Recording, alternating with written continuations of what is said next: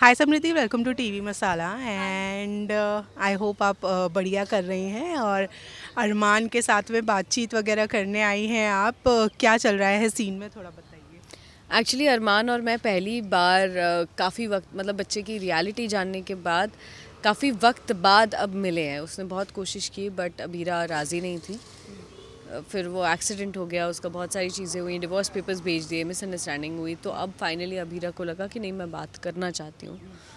वो पूछता है डिवोर्स पेपर्स भिजवाए थे? मैंने बोला नहीं, मैंने नहीं भिजवाए थे। वो बोलता है कि हाँ मुझे माफ़ कर दो, मैं नहीं करूँगा ये सारी चीज़ें, और मुझे बोल देना चाहिए था, शायद मुझे पता नहीं था।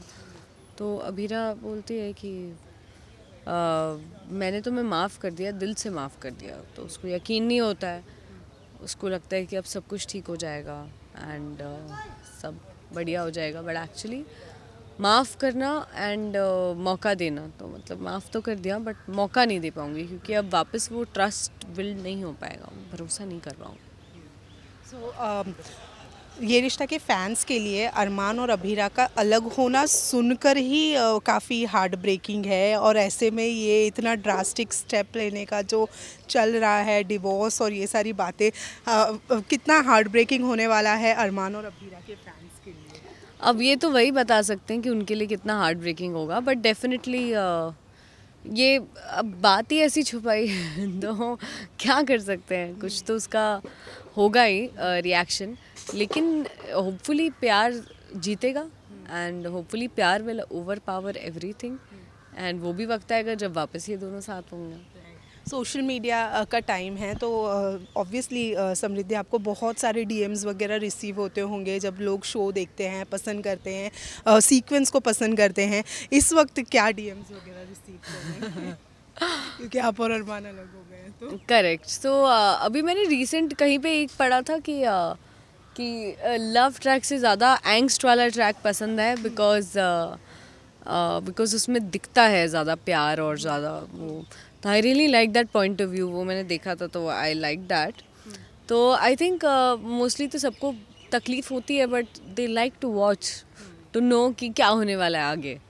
तो वो एक इंट्रीग रहता है, वो हम भी करते हुए हम वही सोच रहे होते हैं कि मतलब आगे क्या होगा भाई, इनका क्या होगा, फिर से डिवोर्स होगा क्या, फिर से शादी होगी क्या, फिर से अलग हो जाएंगे या अलग।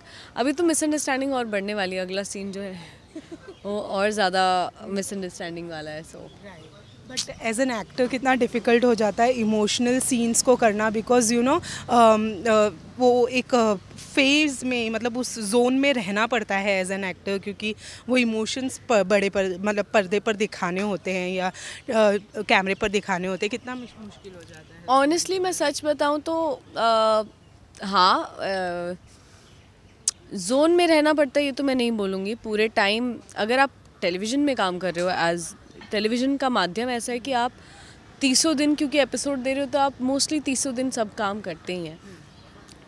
तो उसमें अगर आप जोन में चले गए और अगर आप सपोज़ आपने सैड सीन चल रहा है और आपने जोन पकड़ लिया, और अब आपने सोच लिया है कि अब मैं अपने सारी ज़िंदगी के दुख याद करूं या मैं कुछ भी याद करूं या मैं उस जोन में रहूं या मैं गाने सुन के फिर नेक्स्ट सीन आपका एकदम डिफरेंट होगा, एंड हो सकता है उसके बाद वाला और डिफरेंट हो, या नेक्स्ट डे आपको एकदम। तो आप उतना डीप नहीं जाने की पॉसिबिलिटी नहीं है, उतना ज़्यादा अंदर जाने की। बट डेफिनेटली एक अच्छी चीज़ ये है कि मैंने कितने एक्टर्स को यहाँ देखा है, for that matter Rohit also, switch on switch off, मतलब he is always joking around and हमेशा मजाक करता है।